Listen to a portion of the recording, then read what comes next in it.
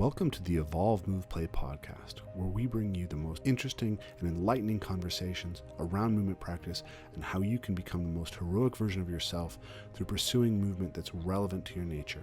This is a podcast that's going to feature some of the top movers in the world, some of the most amazing movement thinkers, and people from fields that are related to movement as far afield as evolutionary theory, strength and conditioning, and everything in between. So if you're interested in movement, please stick around. And if you like our work and want to support it, please consider supporting us on Patreon, because this podcast is completely listener supported. We don't want to take any advertising. We don't want to interrupt your experience of watching the show. So what really helps us get the best thinkers on, have the time to put these together, have the best quality for you guys as far as audio and video, is your support. So please consider supporting us and enjoy the rest of the show.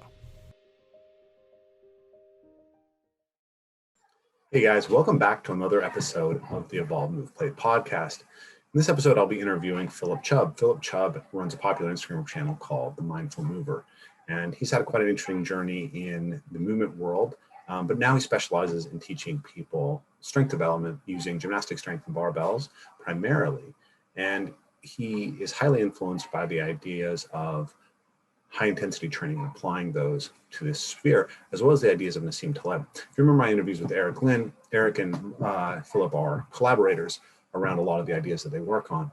And this is a really fun interview. Philip and I have a great dynamic. I just really enjoyed talking to Phil.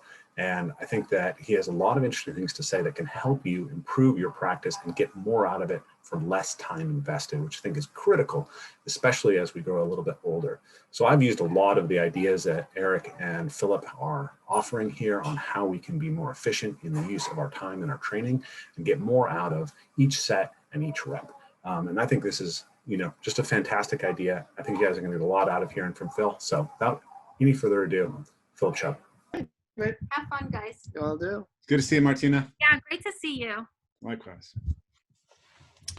Okay, Philip, it's good to see you, man. I think it's been like 4 years since we actually chatted. It's been that long already. Yeah, things have changed quite a bit for both of us, but I think your philosophy around training has shifted maybe more than mine has, right? Tiny bit, right? A little bit. So the first question I wanted to ask you is actually Mindful Mover, right? That's the name you go by on the gram. Mm-hmm.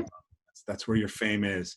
And I was just curious what mindfulness means to you in that context. You talk a lot about the training aspect of what you do, but where does the mindfulness come in? So it's funny. So a lot of people talk about how we use accommodating resistance, which is basically as you're doing a repetition of an exercise, you're trying to make sure that you load the entire range of motion maximally. So for example, let's say I am doing a progression for the one arm chin. I'm reaching up and I'm grabbing the ring and I'm holding onto a strap with the other hand. And I'm pulling myself up with as much weight on this arm, the working arm, as possible. And the other hand is helping as little as possible. And I'm going up to the top, and then I'm trying to leave as little help as possible as I lower down. Now, it's funny because people will say, like, well, how do you measure if you're doing better at that lift? And I would say, well, that's where the mindful part is. You got to think about it and make sure that each rep you're doing, it's actually being accommodated resistance, using accommodated resistance properly on every movement that you do, every rep you do, et cetera, et cetera. So was that where you began to use the term mindful for Mindful Mover, or? We used it to basically talk about, so there's a funny story. I was at a seminar and we were doing basically an ankle drill, and I was moving my ankle up and down, going through the reps kind of like mindlessly. Okay. And the teacher there was like, "You're being a stupid mover." And I have no idea who you're talking about. Oh, I'm sure. So I was like, So we kind of made it afterwards. We're like, okay, we're going to keep our brains in this stuff. And so that's what came up in the name Mindful Mover, keeping the track of what you're doing, thinking about what you're doing, putting some intention behind it, as opposed to just going through the motions and being a stupid mover. So this kind of ends up being really at the heart of what you're advocating, is that essentially we need to be skeptics much more in our approach to physical culture. Absolutely.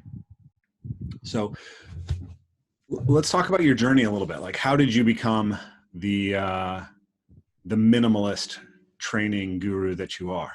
I remember a Facebook thread from you and Martina from 5 years ago or whatever, talking about how you guys were not going to have kids, not going to do all these things in life because you had to dedicate yourselves to being the full-time movers, that the world needed full-time movers. You had to train for 8 hours a day for the rest of your life. Yes.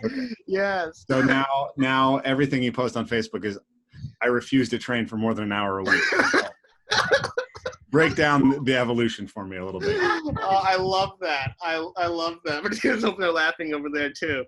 It's funny because like I've been going back, like I go on Facebook every day and I press the memories button. I'm seeing like what comes up, and then I'm like, okay, delete that post, delete that post, delete that post. I'm pretty sure I deleted the one where I was like, I'm never gonna have kids ever again. Like, Yeah. I would never say that. Now, exactly. But we have to go back and delete them.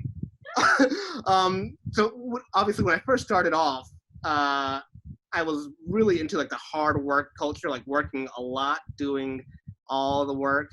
And while we were more involved in the movement culture before we got banned, we were probably at the height of that. So it was like 8 hours a day of training, and if you weren't going to sleep totally destroyed, then you just didn't train hard enough that day. You know, you should have to train really hard. You should need a nap and need coffee to wake up. And if you don't, then you're just not training hard enough, you're not doing enough, et cetera, et cetera, et cetera. And that worked for a while in terms of not thinking about it. But we started talking to one of my friends. His name is Eric. Yeah, And Eric. yeah, he was on the show. And as I talked more and more with him, we gradually became more and more minimalist as we were able to start thinking a bit better about what we were doing. So one of the things, for example, he was talking about is if we're going to have like a really good, solid foundation for our business, it would be, you know, a good thing to use would be a good measure would be using time versus the range of gains that we make while we train. So, for example, if you're working out for an hour a week, how many exercises are you gaining on in that hour? And then while you're doing that, can you make the hour time come down? And can you make the range of gains go up?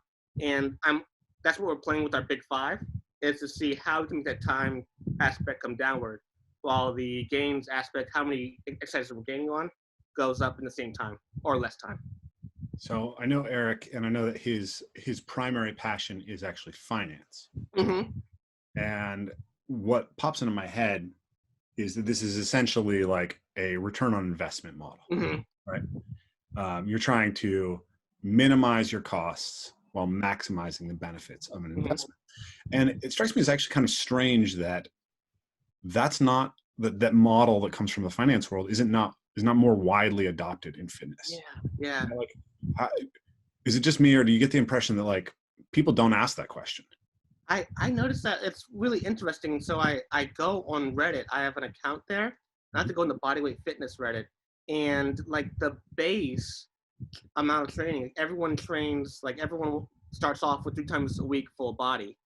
And it's kind of interesting because, just like you said, nobody starts off with like, let's see if once a week works and see how far that takes us. Let's see how twice a week works and see how far that takes us. It's like 3 times a week, right away, 3 sets every day, each of the movements, without ever really testing to see if possibly less might get the gains too. Mm-hmm. And I'm guessing it was based off a study, because I think there was a study that showed that muscle gains happen best with 3 times a week or something like that. Mm-hmm. And I think that's where it came from, like that whole idea. But you know how those studies go. Yeah, there's studies on that. I think one thing that personally, there's this whole idea of evidence-based fitness, right? Yeah. And the idea is that basically, as much as possible, what you do with athletes and what you do with yourself should be based on evidence that you can get from scientific literature. And obviously, scientific literature is an incredibly powerful tool. But I think that a lot of people go to these studies and they don't actually have any background in how to examine scientific research and actually know if they're getting a high quality signal or not. Mm-hmm. And so these things get propagated as evidence-based, but people don't really ask how good the evidence is. Yes. So I'm curious, I know that you also are very skeptical of some of the models that are based off of, we know scientifically this works, or the claim that this works. Like, for instance, I'm pretty sure that 5x5, which is one of the most popular things, was literally just invented because it sounded good. Yeah, exactly. Yeah. It was like, 5x5, that sounds great, right? There have been studies that show that hypertrophy, for instance, is increased with volume. Mm-hmm. But if you look at it, it's like, if you compare it, like a lot of what you guys do reminds me of Mike Menser and yes, HIT training, right? I love that guy. Yeah. So if you look at his proposal about time under tension versus a study that showed that 3 sets got more gains than 1 set, they're not comparable. No. Because the way that the sets are performed are completely different. The amount of time under tension could be the same for 3 sets as for 1 set. So yeah, just curious to hear your breakdown of how you use the evidence and where you see it as breaking down, and kind of what is your heuristic set for how to kind of navigate yourself through that. So yeah, exactly. Just like you said, it's like you can't really equate the things. So some people will say, oh, there's a study here that shows 3 times a week is optimal at this volume. And I say, well, first of all, how do we calculate the volume? Because in our method, we're using accommodating resistance. So if you're doing a normal chin up and you're using 100 pounds of load on every rep, and the rep is done with 100 pounds up, 100 pounds down, that's the load the entire time. We can calculate that pretty easily. Now compare that to something like a 1-arm chin-up progression where you're using accommodating resistance and you're going up with, various levels of loads. Like down here, you might be using 100. Up here, you might be using 125. Here, you might be using, 135. But then on the way down, you're using even more load since you're stronger eccentrically. And now you're lowering down with maybe 150 here, and here maybe 160, et cetera, et cetera. So we can't really know what the load is to do a nice objective test against these things. So instead, what we go for is, okay, how long will this training take us to do? And then what will we gain on for this training? And it's kind of hard to tell which method will be better. Like if we want to do something like muscle mass, it's hard to tell if 3 times will be better with a normal rep scheme and normal reps compared to once a week, but done with accommodating resistance. And then when you factor in different people doing it, like one person might do better on this one, one person might do better on that one, and then later in their training careers, it might swap over and they might do better on other sides. It's just so hard to know all those different factors at the same time. So we go on what we can basically tell objectively, which is the time and the range of gains. Mm-hmm. So, where was I? I got a little distracted there. That's okay. Thinking about too many different things. So you use accommodating resistance. Mm-hmm. I guess one of the questions that I have about this is, to me, I've been using a lot of these ideas that you and Eric have shared, right? It's very efficient for me as someone who wants to train a lot of parkour and doesn't want to spend a lot of time in the gym. Now, as you mentioned, there's a difference between, say, hypertrophy and strength development. If we're looking at, there's kind of 3 ways that we could look at the development of the skill. One is general neural characteristics. One is I guess we could look at general physiological characteristics and local physiological characteristics. And then we could also look at strength as a skill. So I'm sure you're familiar with like Pavel Tsatsouline and his ideas, right? So you have something like grease the groove or easy strength, where you're doing extremely low intensity at very high volume and high frequency, or low volume, low intensity, and high frequency. So you're practicing the skill. So what you're getting is a skill-based improvement in your ability to do that, which then unlocks strength gains. How do you see the balance between these things, right? You know, one thing that I worry about in going just this accommodating resistance route is, can I basically build the ability to create so much neural drive without having local tissue adaptations that are going to keep me surviving the type of stuff that I want to do? So I've been thinking about that, and I don't have any way to actually test it because I don't have probably the equipment I would need, or if it's even possible. But one of my thoughts was this. So you know how, like Pavel says, there is the skill element of strength training, right? And by doing it more frequently, the idea is that the skill will improve, right? Yeah. But if we're trying to do something with maximal like strength, maximal power, intention, right? Mm-hmm. Then what we're trying to do there, I believe, what a lot of coaches are trying to do is make sure that the athlete's muscles are firing, like all the motor units are firing all at one time, so you get the highest vertical jump, for example, right? Or all at once in a proper sequence, so you get the strongest bench press, etc. Right? Well, maybe. I mean, motor control is not so much just about maximal contractile ability. It's about sequencing, timing, rate coding, some of these other neurological things specific to the coordination, the motor control of a specific movement pattern. So yeah, you'll have the muscle synchronization, intramuscular, or the rate coding, yes. Like making sure that each muscle group is firing at the right time and each motor unit is firing at the right time in each muscle. Yeah. But my question there at that point becomes, can I do that as well as I want to do if I continually practice it too much? So this is kind of a basic example, but let's say I'm working on bench press, right? And I'm teaching my body how to fire the motor units in my pecs, in my shoulders, and my triceps all together, how they synchronize at the same time and fire at the right times, blah, blah, blah, blah, blah, right? Yeah. Now, if I do that 3 times a week, maybe I get better at recruiting them a certain way to perform that action. But if I never give myself time to rest enough where I can recruit the amount I might need to fire to do like 200 pounds, my question is, do those things learn how to do that? Like, does your body learn how to fire those motor units in the right order with the right synchronization to do 300 pounds to that point? So if you constantly are doing like, lower intensity, maybe you get better at it in that sense, where you're good at firing it off like lower intensity, but you might not get better at doing it at the higher intensities because you're constantly fatigued and some of the motor units are not able to be recruited.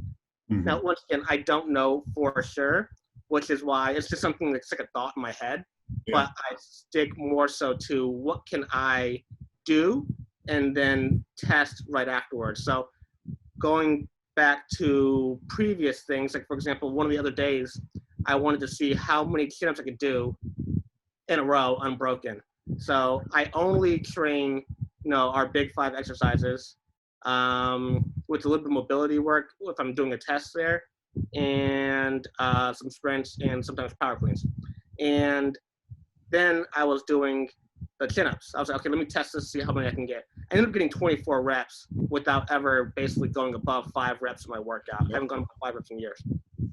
So I'm like, at that point, it's like, okay, well, I don't know if my theory about the motor units is correct or not, but I am seeing transfer from my heavy strength work to my higher rep work. So I'm pretty happy with that. So the answer is basically, I don't know, but if I can see transfer, I'm happy with that. Yeah. So I guess my perspective on this is, as somebody who wants to pursue a very high impact sport at a high volume, right? And so there's a question about how much can like a high intensity, low volume, low frequency model produce the robustness to the type of training that I want. Like I used to train gymnasts. So I was a gymnastics coach first, and we worked with team level boys, right? I was assistant coaching the guys. And the basics warm-up sequence that we would do for these boys would be, they'd run around the gym like 5 times. And then they'd climb the rope, right? 15-foot rope climb. And then they'd do a minute handstand. And then they do like, I can't remember, but probably like 50 hollow body rocks, 50 arch body rocks, 15 push-ups, 10 chin-ups. And they'd repeat that like 5 times. And that was their warm-up. That was what they did to prepare for their 3 hours of skill work. And then at some point they'd have specific strength work for this. And what I always thought about that was like a lot of it looks pretty inefficient later. But what was interesting to me about that was the idea that you couldn't really fatigue these athletes. Like they were essentially invulnerable to fatigue. They could handle as much volume as you wanted to throw at them. And one of the things that I run into in my own training is the feeling that like, that next level of skill gain requires me to put in more practice than my body can handle without starting to get worn out. So there's this classic idea of efficiency redundancy trade-offs, right? You're familiar with efficiency redundancy? No, if you gotta go. Okay, so yeah, real simple. Let's say that I own a company manufacturing mugs. Okay, so I have a supplier in China and a supplier in Peru and a supplier in India. Okay. Now, the price varies across all of these, but consistently, my Chinese supplier is coming in under, right? When I average it out over a long period of time. And so I'm like, well, it's inefficient for me to be getting, to be buying from all 3 sources. So I just like, okay, I kill my contract with the supplier in China or the supplier in Peru and the supplier in India. So now I've increased my efficiency, but I've reduced redundancy, which means that if there's a problem, if there's a big volatility event, then my system's not anti-fragile. Got it. And so I'm just curious about this to like if we pursue optimization and we pursue efficiency too much, we run into a problem where like, okay, so these 5 things give us 80% of the gains, but there's a potential for a catastrophic failure or less redundancy is built into the system. And I'm just curious what your observations about that. You've worked with lots of athletes now who've been through your system versus other people's systems. So I'm curious what your thought is on that. No, that's the thing. I love that question because I think for athletes, this might work really, really, really well. So me personally, just my personal experience, I've been doing martial arts since I was 13, so about 16 years now. And so over that time, I've been doing martial arts while I was training, the whole 8 hours a day thing. And I've been doing it while I've been training with the big 5 that we do. And what I'm noticing now is that I have way more time to work on my skills, like my actual martial arts skills, while still being able to make the gains that I want. So instead of having to train 3 times a week or 4 times, or even back when I was training 6 times a week, I'm able to do it like less than once a week actually. And on all the other days, I'm able to be working on martial arts. So back before, Martina and I would focus a lot on like Brazilian Jiu-Jitsu as our main martial art time. But now with so much less training that we have to worry about for strength and conditioning and mobility, etc., we have a lot more time to spend on the skills. So at this point now, we're working on boxing, Muay Thai, wrestling. We're doing some judo and sambo and BJJ at the same time. We have a lot more time to put into those things as well. And the main thing we try to do is just alternate them. So, one day a week we'll do the strength training, and then on the other, we'll do really hard strength training. And on the other days, we're working on our skills. Once we're recovered, we'll do another strength training day really hard, and then we'll go back to the skill training, the martial arts. And I think that gives you actually more time to even work on your skills, whatever they may be, compared to doing it if you had to also factor in doing 4 days a week of strength training. Yeah, absolutely. There's only so much total training load that you can take on. Absolutely. This is one thing that I noticed with in the parkour community when we first started was like the first kind of, I guess there were two big sources of strength conditioning information that came into the parkour community in the United States, which was like T Nation, and then kind of very specifically West Side Barbell came one kind of space, and then there was a CrossFit space, and then a lot of us got into Ripito through CrossFit space, and then some folks got into like Greg Everett and the Olympic lifts and stuff like that. But these are kind of your vectors. So I was one of the guys who had an early interest in CrossFit, like their ideas around a model of fitness, worked with some CrossFits, and so I went down the Ripito road, right? So that's three days a week, right? 3 sets of 5 on squat, deadlift, bench press, or overhead press, right? And a gallon of milk a day. Oh, yes. I never did the gallon of milk a day thing because I'm huge for parkour anyways, right? Like as a 200-pound plus athlete, getting bigger was not going to be not a good idea. But I took some skinny, weak people and turned them into very strong and powerful people using that method. Okay. But like past, like if I wasn't working with someone who's like a 19-year-old male with low stress who was working through novice gains, it became very obvious that like 3 days a week of maximally neural recruiting, heavy weightlifting was just not sustainable on top of parkour practice. Yeah. Right. So I eventually, like, for a long time, most of my strength training, when I do it, is 1 set once a week.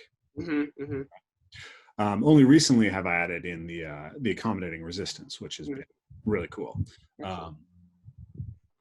So I think it's something that people really underestimate is like, what are all the other demands? And not just what are all the other demands in your physical practice, but like, what's your stress level like? Yes. We're talking about when you're talking about all the evidence-based research, we're talking about stuff that's almost all done on college age men. Yeah. So anyways, go ahead. I'm curious. I was just going to say, like, so I think I would find that to be almost even more important. So you've done martial arts, right? Yeah. So, you know that basically, like, when you do martial arts, you're basically able to, as long as you and your partner are compliant, you guys can basically modify the intensity of each session to a certain level. Yeah. I think, like, if I was going to do something like parkour especially, it's like, it's kind of almost probably even more important than in martial arts in a way to be, like, have some recovery left in the tank. So personally, basically what I'm thinking is I wouldn't want to do a front flip after having just done like 5x5 front squats the day before. I'm pretty sure if I did that, there might be like me melting to the floor, just collapsing to a pile of bones, you know? Or like back when I used to do bouldering, I would climb, and if I had just done like a hardcore strength session and then go to do a hardcore climb session, it's kind of like, ooh, the elbows aren't feeling good, the shoulders aren't feeling good. I had one of my worst injuries on the wall at that point. I was training bent arm, straight arm legs, that same split that, you know, got popularized in the movement culture. And then I was climbing a hold, and it was a hold. I didn't really do anything wrong, I don't think, but I pulled to do a heel hook and bring my foot up, and I just hear like 5 shots go off in my shoulder. And I was like, what was that? So I come down, and then I can't bring my shoulder like up anymore. Like I have to like bring it out, up and around to raise my arm. And it was the weirdest thing ever. And then that's when I was doing, like, you know, all my prehab, all my stuff. So it's like, I should be injury proof. What's up with this?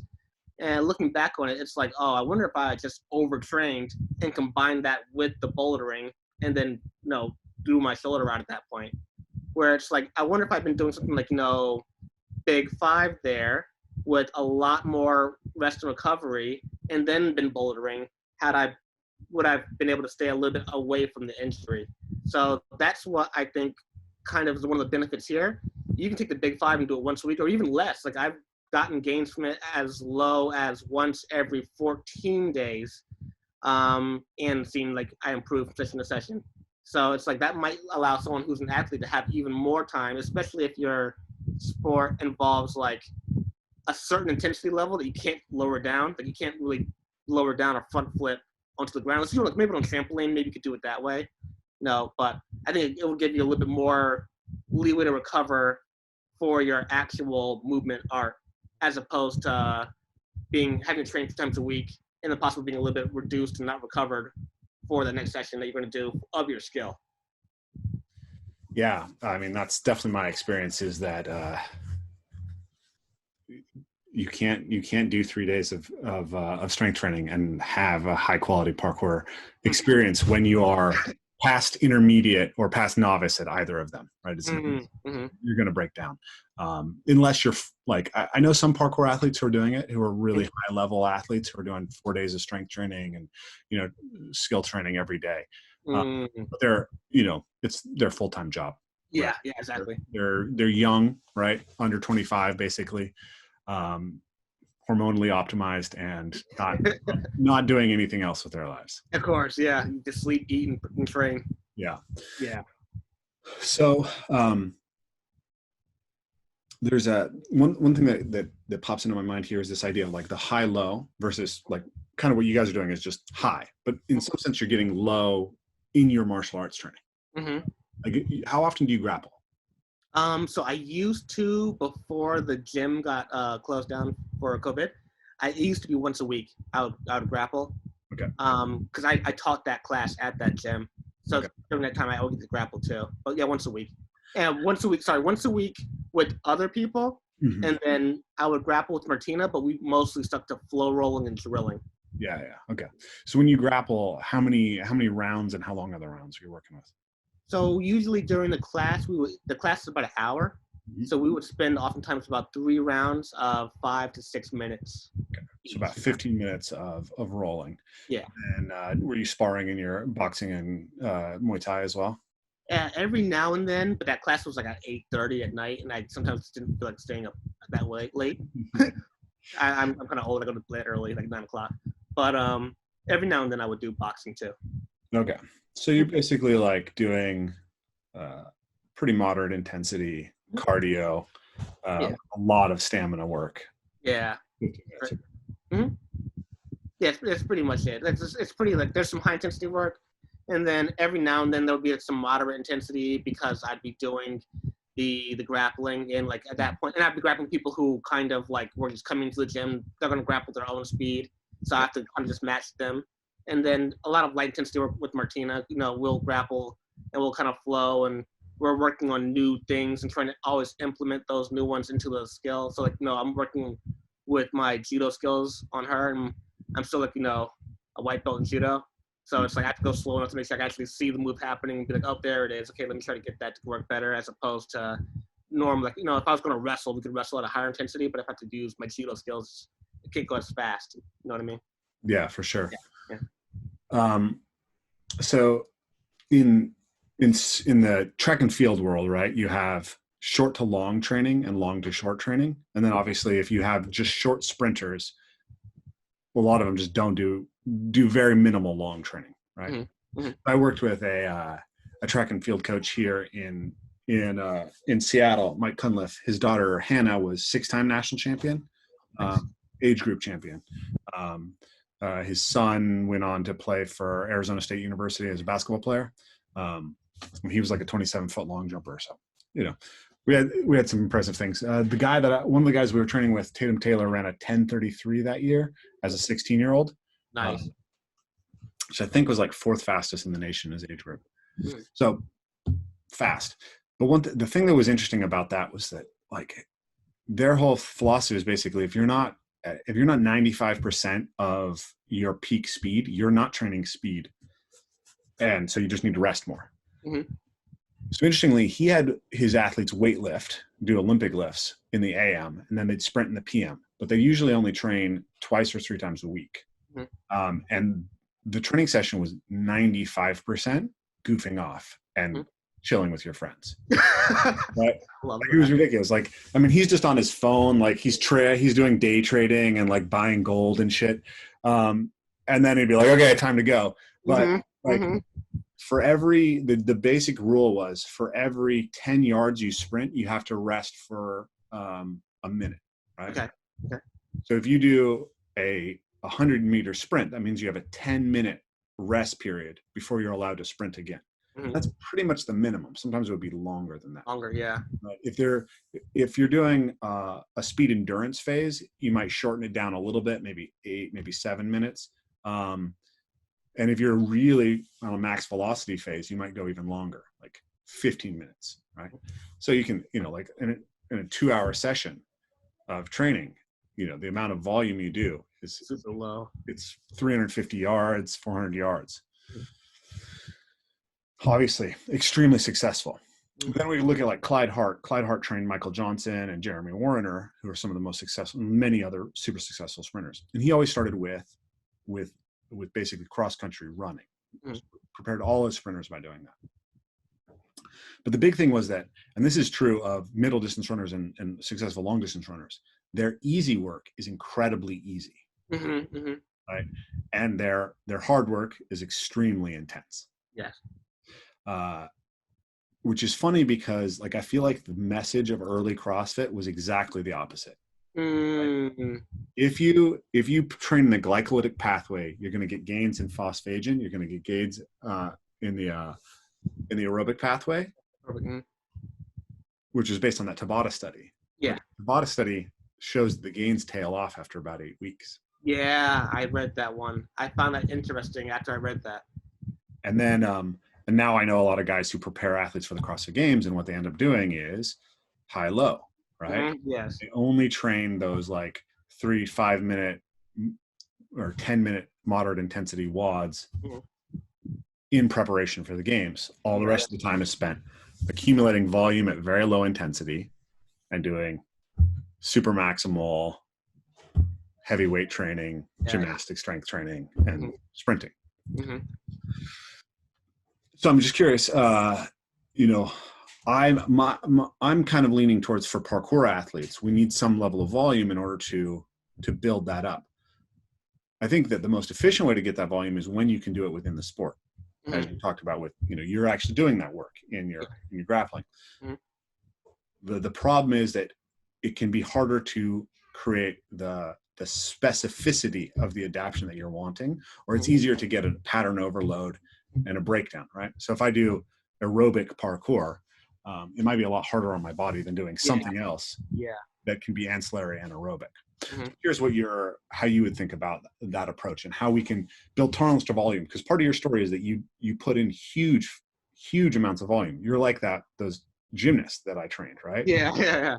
And then you've adopted this low volume approach afterwards. But to what degree does that training history give you a buffer for taking on all that martial arts training that you do? That's a great question. It's funny because I've been thinking about that for a long time with those exact, like with the CrossFit, or like I think Charlie Francis, he has like that kind of model too, like very high and low.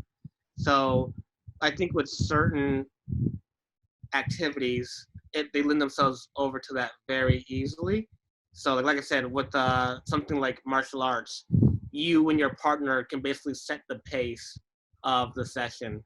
And that's great because now you can do your hard training and then have lots of training in between where it's softer until you recover, again, ready for some more hard training. And that hard training could be like hard sparring, or it could be like strength training, whatever you want to do, hard conditioning, et cetera. And then you can have a recovery in between. So then I was thinking, for other movement arts and sports, it's like, how can I find ways to get the volume of the movements that I want, but while making sure that I keep it at a level that you can recover from? So I had one guy, we were brainstorming about bouldering because he climbs. And so I was like, okay, something we could try here maybe would be doing something like the hard strength training. And then on those hard days, find out, like, on the routes, like whatever the hardest route you can do. Let's say he's climbing V8 out of like V10. So V0, 1, 2, 3, all the way to 8. 8 might be his hardest level. And then find out what hold on the wall is limiting you there. So like what hold, like, it's like, this little one pinch grip right here. That's what's limiting me on that route. And I said, okay, why don't we do this? Try doing on your Big 5 day, the finisher for your workout, grab that hold there and try to do either like rows on that hold or maybe working up towards a hang or eventually working up towards pull-ups, etc. Just kind of treat it like strength work. Mm-hmm. And then on the other days, work at a level where you're really, really, really just trying to perfect that technique and get the volume in for the skill acquisition. And then what that might do is allow you to get on the strength day, more solid practice on the hold. Because if you're working that V8, you climb, you get to that hold, you're like, oh crap, I'm already tired. Now I'm holding here, it's like, I fall off. So it's like, okay, we'll handle that problem. We'll have you already on that hold at the end of the session, doing rows or pulls or whatever you're doing on that hold there. On the other days, with the skill acquisition, you're still getting your reps and your volume in your skill acquisition, but you're also getting enough recovery so that when you get towards the hard days again, you're ready to go. What I'm hoping with that is that when he goes back to doing that V8 later, his technique is better, and he's also got more strength for that limiting factor, which is that one hold there. And I was thinking of ways to do that in just about any sport possible. So like in gymnastics, for example, you might do some of your tumbling on the ground, and especially since it's like, it's a little bit harder landing. And then some of the tumbling might be done on a trampoline so you can get your reps in, but without having to worry about the massive impact, absorption, and going back and, overworking your legs. And so I was thinking that might be something that could work for parkour, but I'm not a parkour athlete or a tracer. Is that how you pronounce it? People say tracer there's a weird history with that. I prefer to say parkour athlete. Parkour athlete, we'll go with that then. Answer that another time. It is something people call parkour athletes. Okay, so I'm not a parkour athlete, so I don't know if there is a way to bring it to the point where you could work on that. I do remember you and Eric, I think you said that, like, you do the Big 5, but sometimes if you're so sore afterwards that it's like, ooh, it's kind of hard to get the volume in the next day. Mm-hmm. So I thought, two things that could work for that, for example, one might be to do the Big 5 less frequently, mm-hmm. but then another one might be like, okay, let's say you do the Big 5 on Monday. Tuesday might be something a little bit less intense, like maybe rolling skills, falling skills, etc.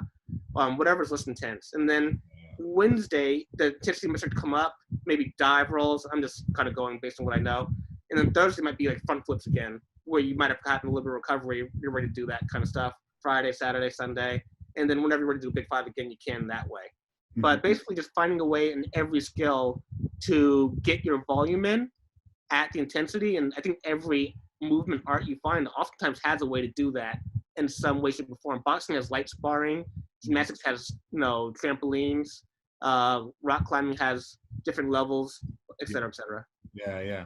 Mm-hmm. You go to, if you climb V8, you can go climb V4, mm-hmm. 5, and mm-hmm. just put a ton of volume in. And traditionally, many rock climbers have adopted that as a strategy that nice. Builds up a set of capacities that are valuable to them.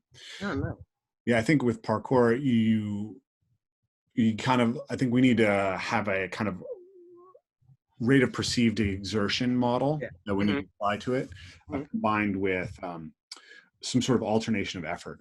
So I think of like, if I do like one thing that I'll do is say vaults mixed with like, I call it flow work, where it's really about the connection between the different movements rather than the size or amplitude of the movements. Yeah. And that's very easy on my body relatively, mm-hmm. right? Mm-hmm. On the other hand, if I'm working on something like a Kong that has that is maximally far for me to dive in or to try to travel out of, that's going to take a lot out of me. Or anything that involves transitioning down from heights where you're taking impacts, like the eccentric loads in parkour are incredibly high, and that across the body. So yeah, those are some fun ideas for how people can manipulate that high-low. What I've been doing recently, interestingly, is are you familiar with Paul Chek? Yes. Okay, so Paul Chek has this idea of working in, right? Mm-hmm. The idea is that some physical activities help that body get energized and aroused, but without resulting in any significant fatigue. Mm-hmm. Whereas other ones, working out, you're going to be depleting your resources. So it's like Yeah. you can actually pull resources into the body to some degree. And I think you do this with your walking, right? You're a big fan of taking a very relaxed walk. Yeah. So his if I remember correctly, his 3 things are: if you're working out or working in, you won't break a sweat, your mouth won't dry out, and you could do it with a full belly. I love that. Right. Yeah. So like my daily routine in the morning now is to put 60 pounds on my weight sled and walk backwards with it for 10 minutes. Mm-hmm. And that's very specifically to build up my knees. But the weight that I put on it is limited by the sense that I'm not, it's a walk, right? Yeah. It's not heavy at all for me. And that seems to have been really, really useful for just feeling like, honestly, like I've got some tissue turnover, got some blood moving through, and specifically building up the local tissues in my knee. Another thing, actually, let me just add this, which is I've run into the work of Dr. Michael Yessis recently. Are you familiar with Dr. Yessis? Yeah, very vaguely. I just heard him off a YouTube video, but recently. He's another guy who went really deep into all the Russian literature and brought that here. But one thing that he emphasizes a lot is the value of single joint movements. Mm-hmm. So he has a program called the 1x20 program. Okay. So interestingly, again, we're going 1 set rather than a 3, 5, whatever. Yeah. Set. Mm-hmm. But he uses single joint movements mostly. Mm-hmm. And his argument for single joint movements is basically they don't tax the nervous system. So you get more volume in and you get better local adaptions. And now you can essentially increase the strength of the specific local tissues that you need. Of course, you and I came up relatively similar time in the functional fitness world. Yeah. Anything single joint is evil. Not functional. Not functional. Yeah, exactly. But I think there might be some role for this for an athlete in being able to address a problem area, a weak link. I don't really like the idea of just like trying to address every link in the chain from the start. That's not a very smart minimalist approach. Yeah. But being able to address specific weak links without creating too much systematic fatigue. So anyways, I'm curious to hear your if you've experimented with that, what your thoughts are on that. I do something similar to what you do with the walking with the weight. Yeah. So typically I'll wake up in the morning, I'll drink some coffee, do some reading, and then I usually do like around 20 to 30 minutes of shadow boxing outside. But then my rule for my shadow boxing basically is that while I'm doing it, I have to just keep breathing through my nose. If my mouth has to start opening to to breathe, so it's just my breathing. Or if I start burning, I can't continue, I just bring it back down, tone the pace down, and I try to keep it nice and light.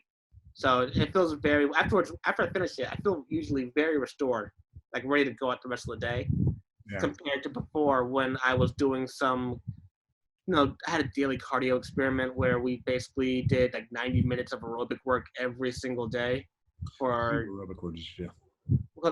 Come again? What kind? What were your heart rates? It was a cardiac output experiment. It was 130 to 150 beats per minute. Okay, so right in that kind of max aerobic fitness. Mm-hmm.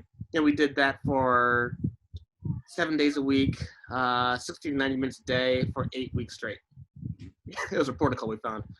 Yeah. That one I definitely felt pretty fatigued after each one.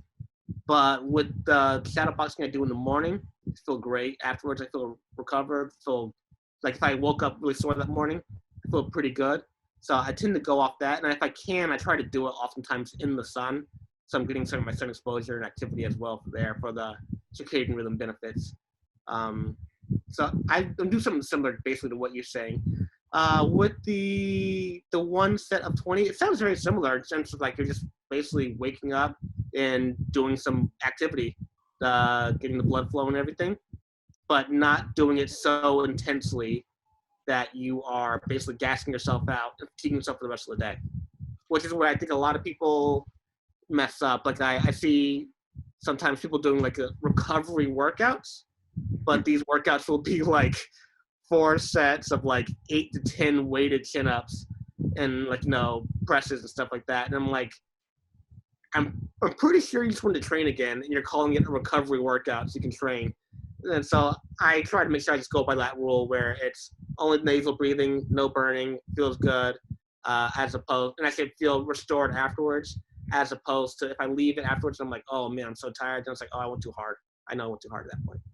I think this is really key to the whole conversation that they're having, right? Because, right, if I have a criticism of you, it's that efficiency redundancy trade, right? And it's like, well, maybe there's these other things that we need to be able to add in on top of like our big 5 high intensity stuff.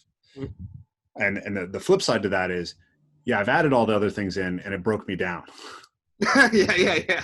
Yeah.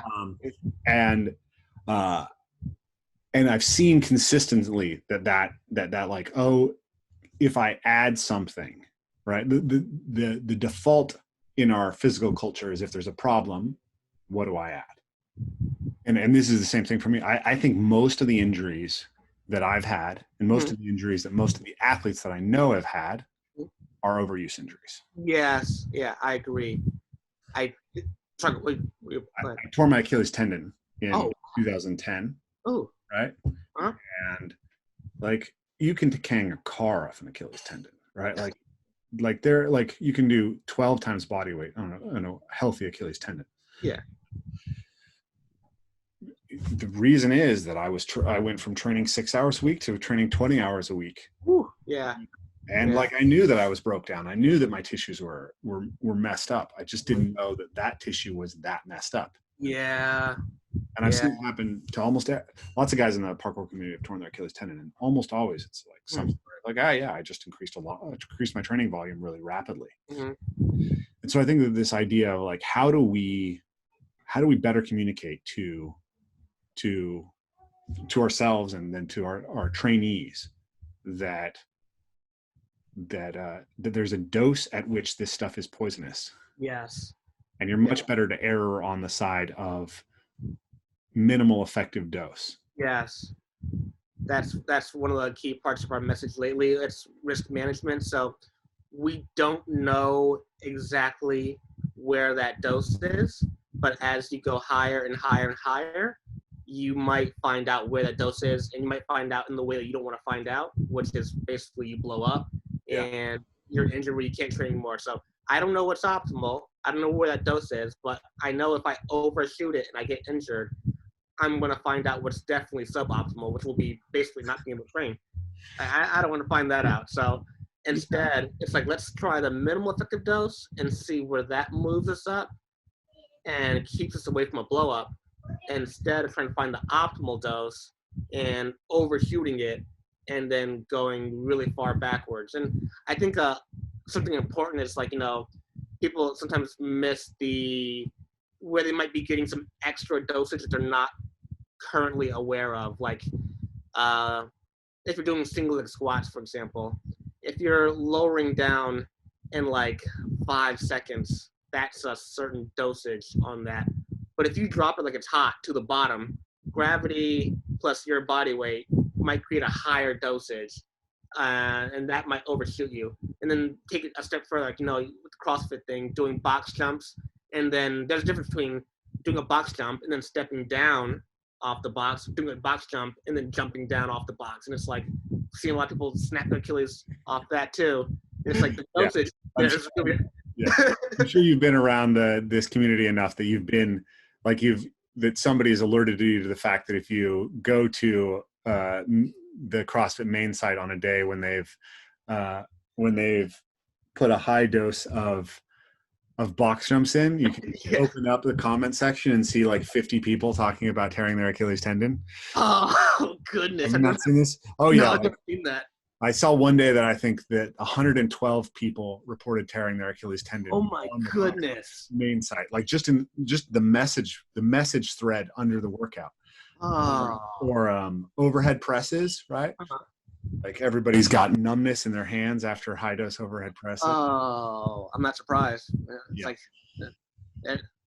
they have to factor in that volume, and where that volume might sometimes be a little bit less like obvious. Like, you know, whenever you do a landing, that might be extra volume based on how far you fell, what angle you fell at, especially since, you know, a lot of people, when they do box jumps, they kind of step down, their head's kind of forward, and they're kind of falling in a stretch almost. Like, it's a weird position. Mm-hmm. Yeah. So if people aren't familiar with this minimal effective dose concept, it's really interesting I think to look at some of these dose response curves and realize that they're actually really different between different medicines as well. And they might be very different between different physical activities, right? So you can imagine that, you know, there's a point at which, like, you could go and, you know, say do a bench press and you put take a 45-pound bar and you do 10 reps and you put it down. You're not going to get stronger, right? That's below some threshold. So you can increase the intensity of the training or the volume of the training, et cetera, to a certain point. And then you're going to reach a point where you get, you know, what you might call a physiological inroad, and the body adapts. Now, you can then go to a deeper physiological inroad, and you might get a superior adaptation and get more from training session to training session.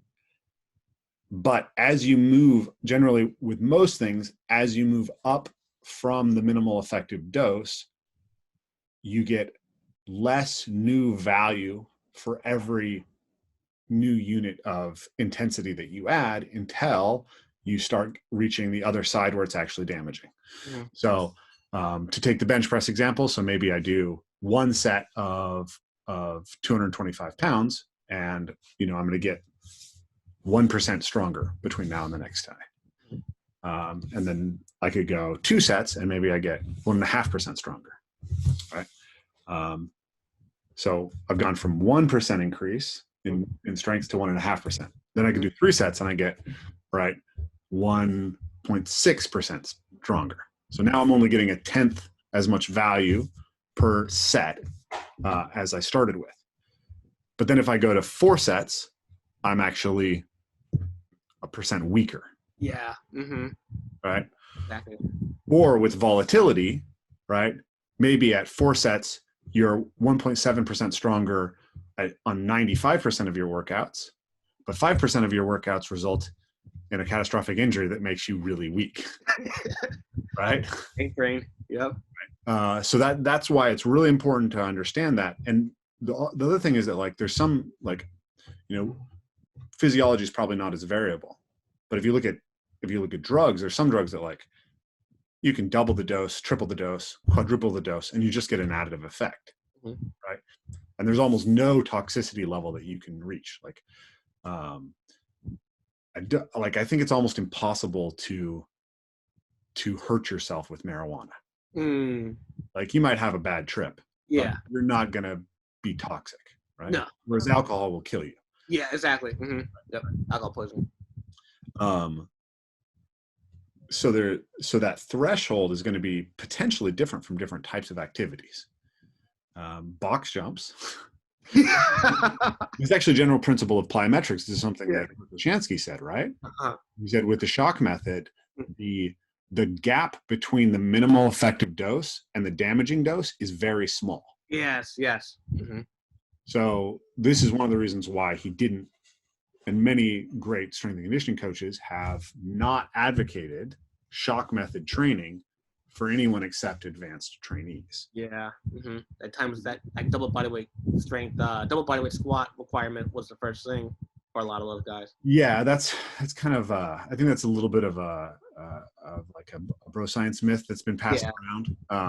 With the requirement, or like that they said specific requirement. Yeah, weird. Yeah. But because if you look at, like, if you're training triple jump athletes who are, you know, or high jump athletes who are, you know, 6'5" and weigh 145 pounds. Yeah, they're not squatting double bodyweight. I'm never squatting double bodyweight. I figured it was probably made by some coach who was just tired of people, like, going doing plyometrics, like when they were like, hey, I just want to start training. Can I do plyos? And he's like, no, not until you get squat double body weight. Go away. It's more, I think, about understanding your body enough and maybe being out of the stupidity of harder is better. Yeah. Before you're given a pass to go play with shock method. I love that. Have you played with shock method at all? Have you played with plyometrics at all? Yeah, back in when I was younger, I did this routine called the Bulgarian routine. I don't know if it's actually Bulgarian, but it was like you would do something like a depth jump followed by an Olympic lift, followed by like back squat, followed by like Romanian rhythm squats, something like that. That was interesting. I was able to jump a lot higher, so that was pretty cool. But I ditched it, and looking back on it, I'm probably happy I did. Just switched off to something else because I was bored. I'm not sure how long those depth jumps would hold up with that level of volume that I was using in terms of training. These days, I'll do some Olympic lifting. Some people consider that to be somewhat shot training. Some people consider it not to be, depending on how intense you are with it. And same thing with sprints. I'll do sprint training too. And some people consider that to be shock. Some people won't consider it to be shock. But that's about the limit I play with it for the most part. Interesting.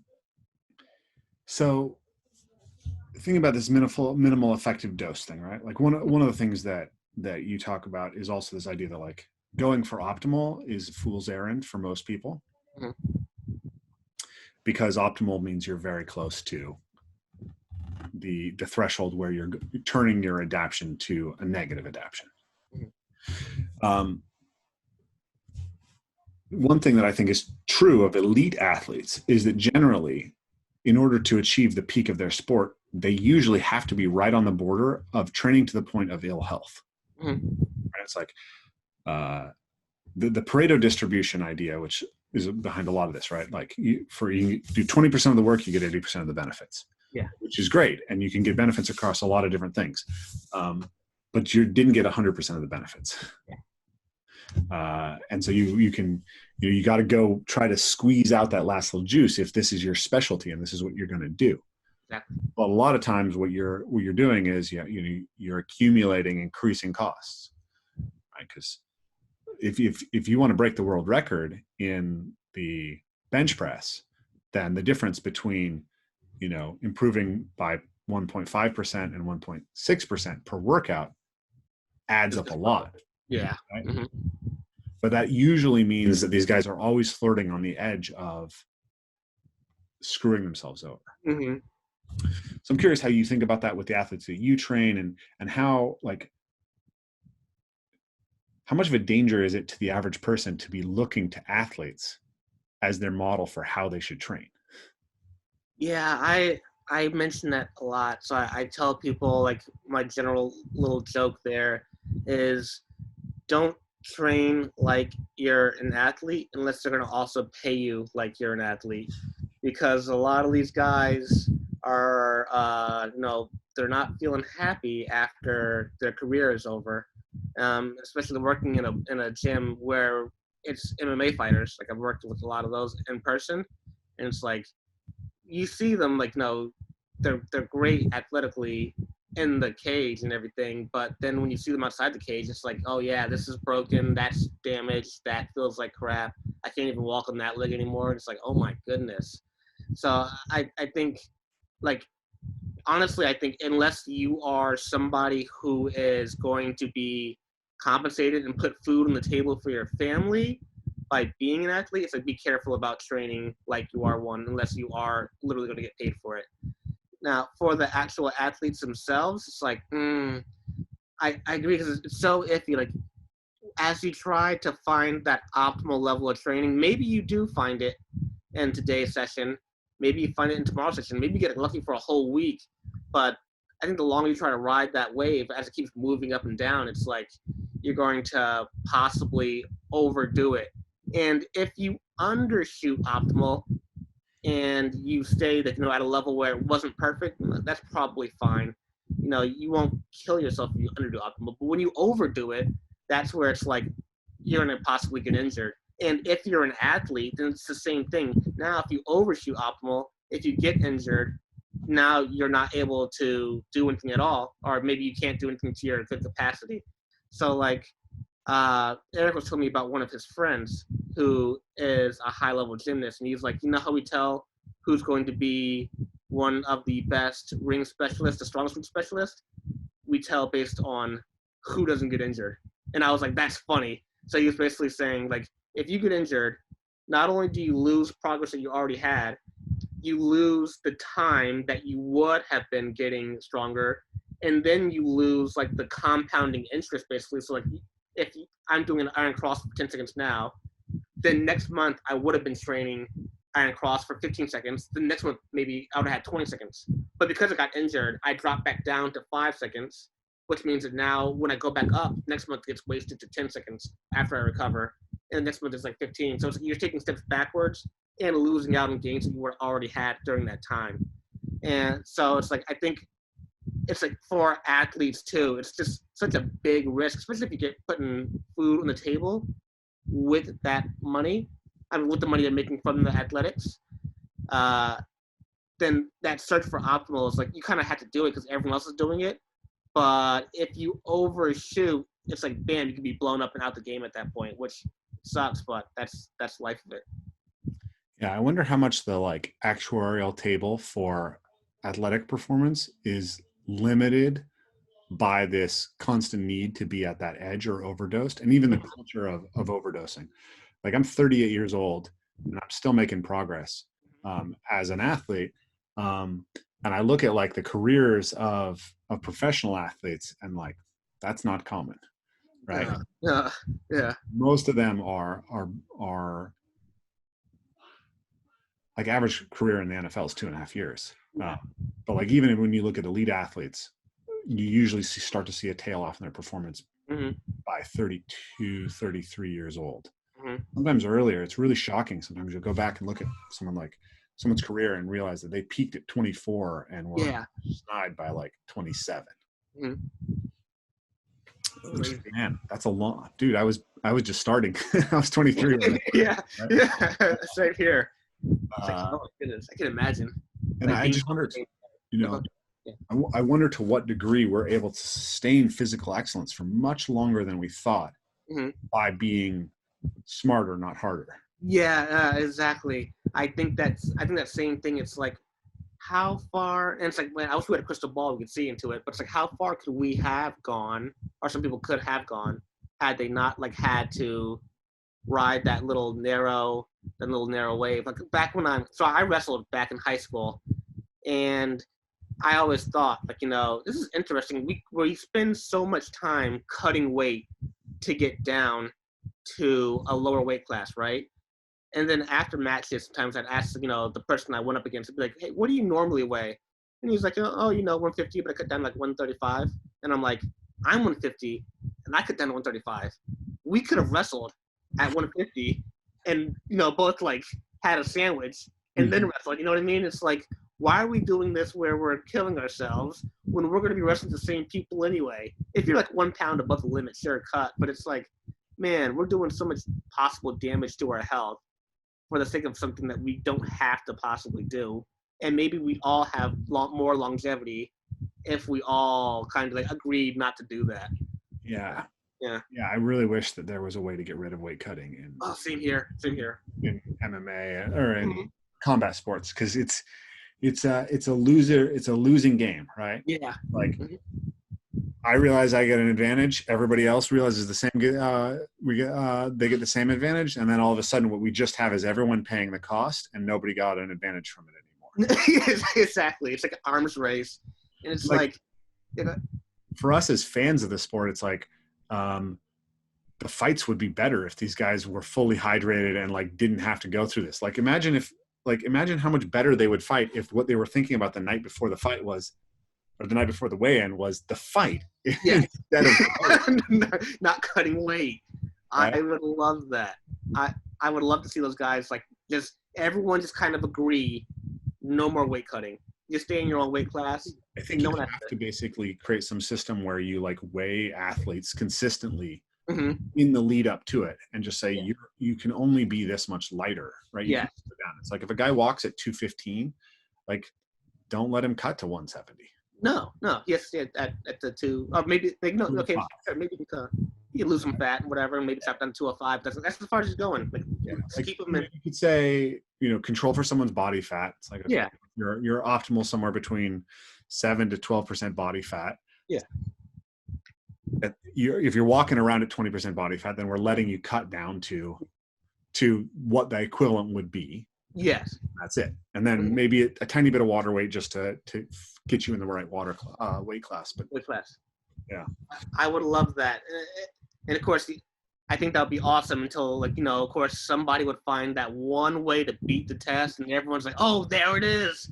And then all of a sudden, everyone's doing it again. It's like, or did you, if you follow MMA, did you notice that when USADA came into the sport, like a lot of people started like getting injured all of a sudden, like, or like losing their performance? Oh, big PRT Vitor was another thing entirely. Johnny Hendricks, right? We're just like I'm a old enough fan of MMA that I remember Pride, right? I was a Pride. Yeah. I liked Pride. I was sure that the fighters in Pride were better than the fighters in the UFC.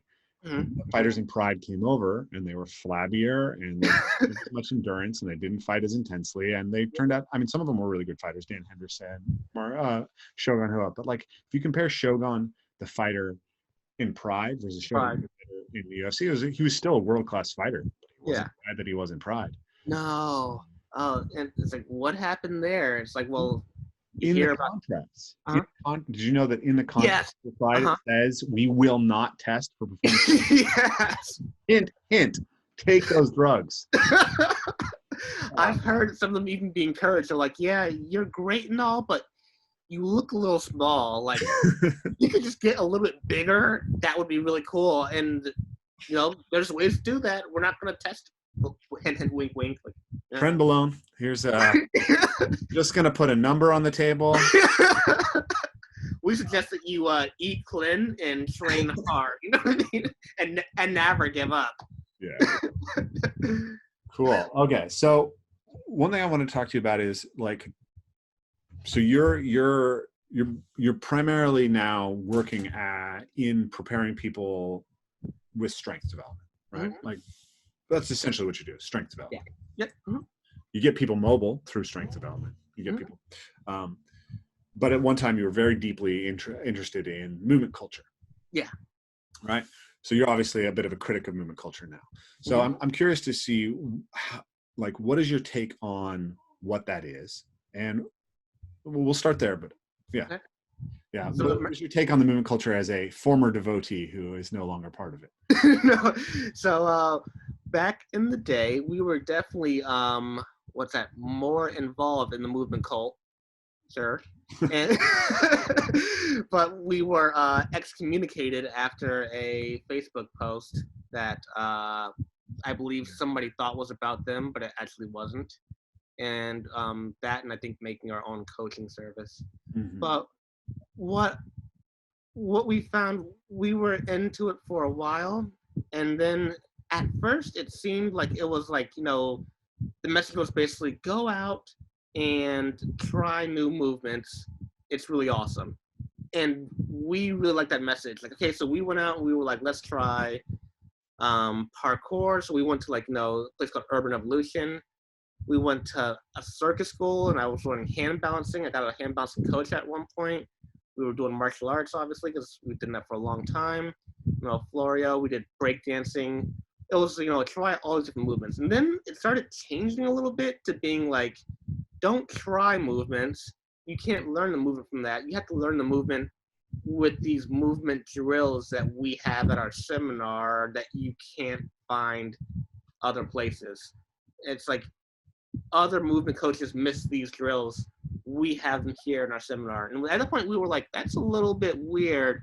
It feels like there's a lot of vagueness going on. It's a sense of like, oh, this drill here will improve your coordination. It's like, well, how?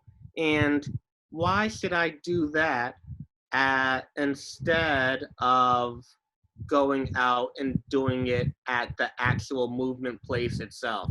You know what I mean? Like, why should I punch a tennis ball and not go to a boxing coach who's going to teach me how to punch and not get punched in the face? So, like, at the end of, like, 3 months, I might be more coordinated with a tennis ball. I don't know what that means. Or I can be more coordinated and better at boxing and punch people in the face and not getting punched in the face. You know, just the message seemed to change, and that kind of didn't sit well with us. It felt a little bit awkward. Mm-hmm. Yeah. So I tend to think about the movement culture as like there's the sensu strictu, right? The strict sense, which is Ito's team and everyone who's involved with him and is training directly under him. And then there's the wide sense, everyone who's kind of adopted the mindset.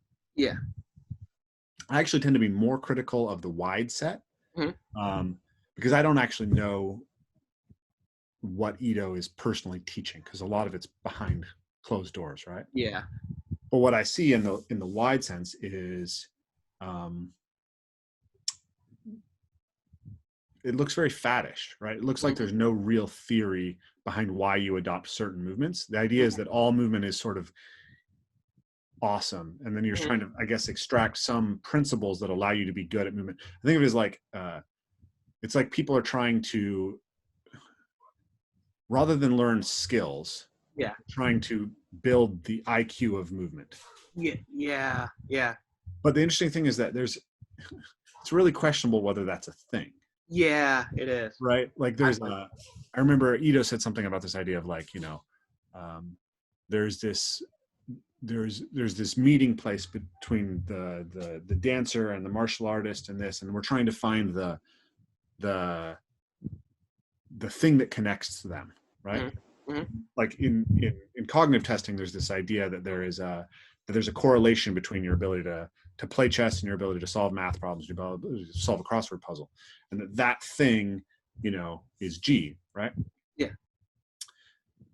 So then the idea is, well, like, would it be possible to train in such a way that you build the thing that correlates between all the tasks? But there's two problems with that. One is it's not clear to what degree, if this thing exists, it actually is a prime driver of your ability to perform in that task, right? Yeah. So it's like, okay, let's say that there is something that explains 10% of your skill progression in boxing, dancing, and, you know, parkour. And if you train these set of drills, you're going to get really great at that 10% of things. Would that be a good option rather than spending that time training the 90% of those three disciplines? Yeah, exactly. But there's more to that, which is that in cognitive tasks, factor analysis shows that there is something that correlates. To the best of my knowledge, in motor tasks, they keep finding almost zero correlation, right? There's debate about this. There's definitely some level of transfer. There's near versus far transfer, et cetera. But it doesn't look like there is anything like what we see in cognitive tasks, where there seems to be some simple general factor of athleticism. So it's kind of like you may be shooting to gain something that doesn't even exist. Yeah, exactly. And then your theory of that somehow results in handstands, gymnastic strength, and capoeira movement skills combined with like contemporary dance ground skills. Yeah. That's basically what it is. And I think about like a movement culture. What is a movement culture? Well, like if you do capoeira, you get a really cool game that allows you to interact with other people, where you're engaging with it in an alive manner, right? It's open. It's an open game, open skill game. You get acrobatic skills, you get strength development, you get musical skills. You actually embed it in a culture and you learn about history and folklore, music. It's like, that's kind of an interesting movement culture. Yeah. But how much of that translates over to the movement culture? I agree. Right? I think the same thing, where it's kind of like we're taking, like, I almost kind of liken it to like, there's your food, and then you have supplements that are supposed to like come from food. So it's like I can eat an orange or I can take vitamin C. And maybe the vitamin C is good, but there might be something else in the full-on orange or some other things or cofactors or mixtures that I would be missing by supplementing only with the vitamin C and ditching the orange. And I feel like a lot of the movement culture nowadays has kind of ditched the orange in favor of the vitamin C. So like one of my a couple of my trainees have, but one of my trainees went to a movement camp, and he said there was like some interesting drills going on. Like one was, he said that some lady was screaming at a plastic bag. And I was just like there's a plastic bag moving, everyone's like chasing after it. It's just like I don't know. I would tell you this much. I would rather just go find, yes, my capoeira instructor and work with them. And then it's like, okay, I know I'm going to learn some cool capoeira kicks, some cool flips. I'm going to be learning how to play the instruments. I'm going to be hanging out with friends. And since we can't measure like exactly what we're gaining from these movement drills versus from the the whole art itself, because we can't measure every single thing that we're getting from an orange because we don't know how everything interacts just yet. At that point, it's like, let me just trust the orange, let me trust capoeira, and let me take like kind of like a Lindy effect. Like, let me trust what has more Lindy and what's been around longer, and instead of taking like the supplement like vitamin C, tennis ball punching drill going on there. It's funny. I don't know if you came up with this analogy independently, but this is an analogy I use all the time, right? Oh, is it really? Yeah. There's an interview I did with Katie Bellman from 2016 or something like that. Okay. Putting the orange back together. Oh, is it orange? Is it really an orange? It is an orange. It's literally. I love that. I'll send it to you. You can check it out. Yeah, I love it. The philosophy behind Evolve Move Play. You posted something like this, and I like joked said in the comment. It sounds like an endorsement of Evolve Move Play. That's what I liked about it. Yes, when you said that, I was like, oh, that's exactly what I mean. Like, we like that. What you guys are doing, basically, it's like things that we would have done in human time, like ever since the beginning. Like, I don't know. I'm gonna make a new sport up right now. I'm gonna call it Tiddlywinks because that's a cool name for a sport. So like, if you don't play Tiddlywinks, and your ancestors never played that game either, so you probably aren't missing anything if you don't play my game of Tiddlywinks. Maybe you are. Maybe it's actually really healthy for you to play, but you'll probably survive without it. On the other hand, like, I don't know. Like, all my ancestors probably at one time sprinted. They probably at one time squatted. They probably at certain times had climbed and carried stuff and roughhoused and whatnot. And it's like, are there possibly benefits that I don't even know about those things yet? And are there possibly detriments to not including those things that I don't know yet? So, it's like, we have the squat, for example, right? And then it's like, all right, let's pick these chairs. And we'll all sit in chairs instead because squats look like, really weird and they suck. And then it's like, you start to have people do that, and it's like, oh, everyone's getting kind of stiff or whatnot. And then you find out, oh, hey, also, if you want to go to the bathroom, it's a lot easier to do it in a squat all of a sudden. Maybe that squat is also helping us with digestion and stuff like that. And it's like, wow, we would have never known. So what me and Kim were talking about before, what we love about your company is that you guys do things that have a lot of Lindy and a lot of like time testedness that have been in our human like nature for such a long time. I think if you're going to start any kind of movement practice, it's awesome to include those, because it's like, great, we are getting the benefits that we've always had, and we're not missing out on something that we don't know the effects of it possibly yet. Like, I don't know if I lose my squat, what could happen to me? I don't know if I never sprint ever again, what could happen? I don't know if I never climb ever again, what could happen? Or if I never hang, I never hanged, and now my shoulder has an impingement. Maybe the hanging was preventing me from getting shoulder impingements, etc. I don't know. Yeah, I mean, my critique of the movement culture is that is that it's a infinite search space with no search prioritization. Yep. You can sample. You have an infinite set of things that you could sample that might take you towards the promised land of movement, but you don't have anything that prioritizes one thing over another. Yes. Right. And you can invent things like, or you could say it has higher transfer. But how do you test that? Yeah. How do you measure that exactly? And so like our big thing is basically natural movement. Thinking about it from an evolutionary perspective gives a hierarchy system right away. Yep. Did this movement occur lots throughout our evolution? Then our body's probably well attuned to it, and it's probably going to have lots of good effects. And if you take it away, it might have lots of negative effects. Yes, exactly. And physically, psychologically, cognitive, emotionally, they're all impacted by our movement practices.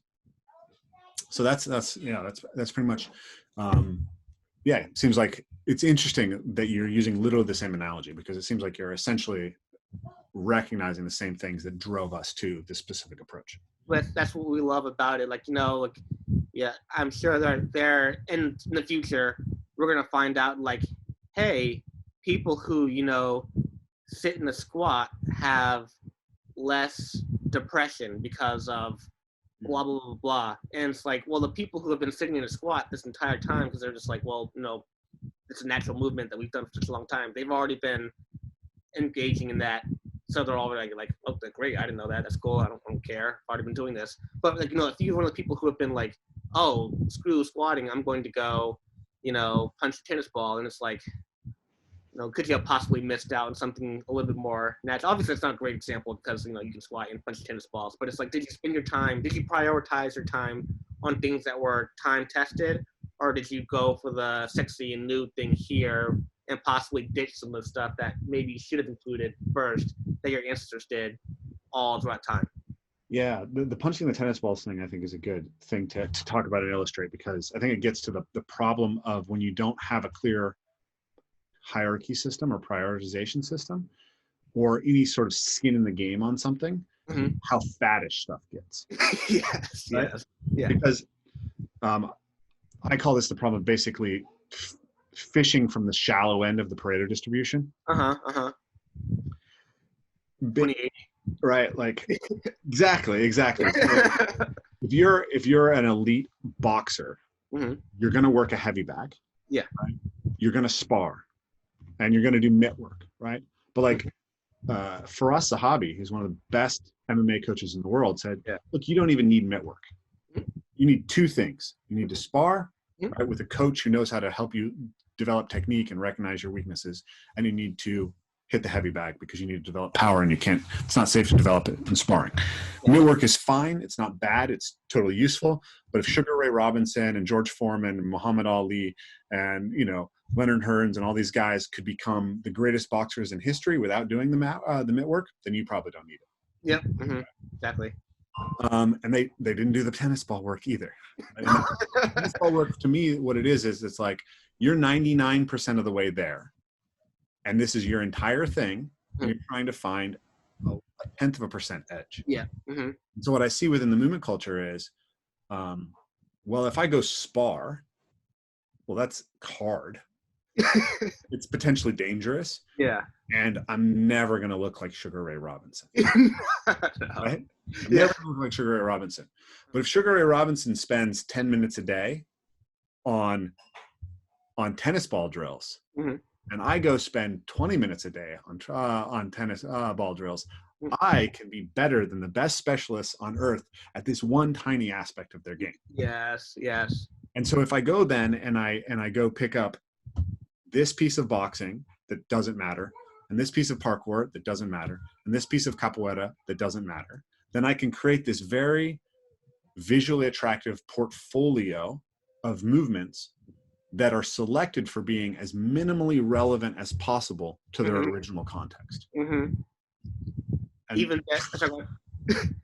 that's what I think a lot of movement culture has become. Yes, I agree. Even better to take all those things and then you add some really vague terms, this is going to improve the synchronization of your subtleness. And it's yeah, I feel that. I definitely feel, I notice I'm getting that. And it's like, no, me and Martina have this phrase where it's like doing the work for the person. So like, let's say that you have somebody selling you like this tennis ball drill, and they're like, it's going to make you more subtle. And you're like, okay, I'll try it, sure. And then you do it and you go from 0 to 100. And it's like, afterwards you're like, yeah, I feel how subtle my body is. And it's like, you just did the work. You just sold yourself for them. They didn't have to even do it for you. It's like, we always say, like, no, the people who are selling you these things should have to do one of two things. They should have to either, one, define the terms. So it's like, if I say it's going to make you more subtle, I have to describe and objectify how it's going to make you more subtle. Or two, base it off Lindy. So it's like, look, your great granddaddy did this all the way down to you. So you probably should too. But if they're not following that and they're being really, really vague, don't be there in the middle doing the work for them and being like, yeah, I feel more subtle. And it's like, how did you measure that though? Oh yeah. When you look at like the martial arts, like the traditional martial arts, what my friend Matt Thornton calls them, fantasy-based martial arts. I love that. Yeah, maybe we have a problem with fantasy-based movement arts. Yes. But a lot of it ends up being this place of like, let's play a word game and a game where we kind of get you to convince yourself that this is working for you. Yes. By putting you in bizarre situations. So the problem with the real stuff is it's hard and it's scary. Yeah, it is. Yeah. But I guess what I would want to ask you though, like, what do you think that you gained that was positive from that experience in movement culture? What is the insight that needs to be integrated as people go forward with that? Right? Like if that explode, let's say that it exploded for a reason, right? And maybe we can see the flaws now in it, but if somebody hasn't yet figured out the lessons that were there, what was it that you took away from it? I think what I would say I really like about it is basically that it got people moving. Like, it sounds funny, but it's like, no, like just CrossFit, right? yeah. When CrossFit came out, it told people, what's that weird sport where everyone's grabbing a weight and throwing it over their head? Oh, weightlifting, I want to try that. And then we find out, hey, that's pretty cool. What are those weird things people are working out on? It's those rings. Then all of a sudden, doing rings becomes really popular. Now you can buy a pair of gymnastic rings for like, $30, but before when they needed a whole rigging system. And so I think what the movement culture idea started off with really nicely before it became a little bit more what it is now is the idea that people should try to include movement into their day. Yeah. Especially if like, you're 9 to 5ing and then you're driving home, then you're sitting on the couch and watching TV. It's like, hey, your ancestors once again probably moved. You should probably include a little bit of that into your day as well. The only thing is, I think now, instead of being like that, it's turned into something where it's a little bit more like reverse engineering. But trying to put the orange back together. Exactly. Trying to put the orange back together. This is one of my big critiques of movement culture is the idea of isolate, integrate, or improvise, right? Yeah. I think that isolation is basically applying reductionist scientific principles to a dynamic systems or ecological problem. It doesn't work very well. You can't understand movement by trying to break it down into all of its pieces. And you can't build it up, right? So it's like people spend all this time preparing for movement and playing with these isolated pieces of movement. But to be honest, they can't solve movement problems. Yeah, exactly. Not especially not movement problems that are real problems. Like, okay, I can give you a kinetic koan, and like maybe you're kind of clever when you're in the gym on your own and there's zero consequences. Yes. Right? Yes. But does that mean that you're going to be able to solve the problem of someone trying to punch you in the head? No. And the thing is, like, some problems matter. This was my critique of CrossFit back in the day, right? Okay.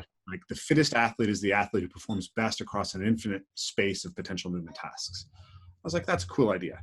Mhm. But doing Fran, it doesn't matter if you DNF, finish with a terrible time, Uh-huh. a good time. Yeah. Unless you're stupid enough, like I was, to give yourself rhabdo, in which case it matters. Yeah. Right? I gave myself rhabdo twice doing Fran. Oh crap! Goodness. So I'm capable of making myself work really hard. Yeah, I can see that. So yeah, but generally it's like there's no relevance to that task outside of not harming yourself with the task. Yeah, that ball might bounce back and hit you in the face or something like that, you know. But on the other hand, being able to fight has a real relevance. Yeah. Right? And it has a relevance that's Lindy, right? Like you probably won't have to fight, right? But lots of your ancestors did. Mm-hmm. Being able to run away, jump, catch, throw, all those have relevance in activities of class. Being able to make something, right? Like movement culture, build something. Yes. Those are all directly physically relevant things, and it's sort of interesting how much, I mean, CrossFit and then movement culture, they didn't take us into those places where you're learning skills that actually make you a better athlete, right? Like, yeah. It's like, I remember they had a softball toss at the CrossFit Games, and it was pathetic. It was just sad, right? These guys who were so high powered, they have zero coordination to throw a ball. Like, how many ball sports are there? Why are those ball sports show up? Like, humans killed things by throwing rocks at them. Yeah. Years. But on the other hand, right, like Ito once said, like, all of us in this industry are eating because of CrossFit. And CrossFit captured some really beautiful things. It captured the camaraderie of doing things together. The power and value of struggle in a culture that's way too soft on itself a lot of the time, in some ways. And having something measurable that you can compare yourself against. That's all brilliant stuff that wasn't really there in our physical culture. And I think Ito brought a lot as well. Yeah, I agree. And in some sense, you and I both eat because of Ito. Exactly. That's what I mean. So it's like for that. Yeah, of course. Like as I said, when it first started off, I think it just started off so great, and then it just kind of like, went weird. Like my mom always told me, she's like, she tells me this phrase. She's like, McDonald's started off as a sit-down restaurant that you had to sit. It was a going out experience, and then it turned into something else later. And like, I always laughed at that when she said that when I was younger. And then later I was like, oh, I think she meant that with like a lot of things. Like, when they start off small, really nice and everything, and then sometimes they grow into something a little bit different when intentions change. Yeah, intentions change, and like the bottom line changes. Like the goal changes. The idea of making money, and making a big empire changes. So I think when it started off, it was awesome, and then now it's a little bit different. I like these smaller movement gyms sometimes because it's like, it gets people off the couch. It gets them doing like, some training, some exercise, some movement, but they were going from zero to some movement. So that is oftentimes great. It's just, I would love to see people prioritizing, like you said, putting things in that order, like, hey, add in these things that are Lindy, and then add in those other ones when, if you're going to, as a fun thing. Like, before you start trying to punch tennis ball, make sure you can box normally. You throw a good punch, right? Because punching a tennis ball will teach you how to punch poorly. Yeah, it's like weird. It's like, that's also another thing. It's like, I see people punching tennis balls, and it's like, that's not how you would punch at all. Like, you're reinforcing a motor pattern that is precisely contrary to the functional application of that motor pattern. And I did Muay Thai for I think like 10 years or so, and then it was funny. Like, I started doing like pure boxing because someone mentioned like, try just doing a normal boxing. Like, you'll see the punching is way different. And when I learned to punch in boxing, it was like, wow, that's a lot harder than even when I was learning in Muay Thai. And so then it's like, with the tennis ball drill, it's like, holy crap, like, it's totally weird compared to throwing it for real in an actual like martial art you went to, you know? Yeah. And I mean, there's going to be zero transfer unless you already have a very solid base in the skill and you're going in with very clear intention about mapping the tracking aspect and the rhythm aspect to something, right? Otherwise it's literally just, you're isolating a piece. It's the vitamin C. Yeah. You don't even know if you need vitamin C. Or you don't even know if it's like a nutrient out of the orange. It could just be some just random volatile chemical that has something to do with an orange that has zero effect or negative effects on the body. You don't know.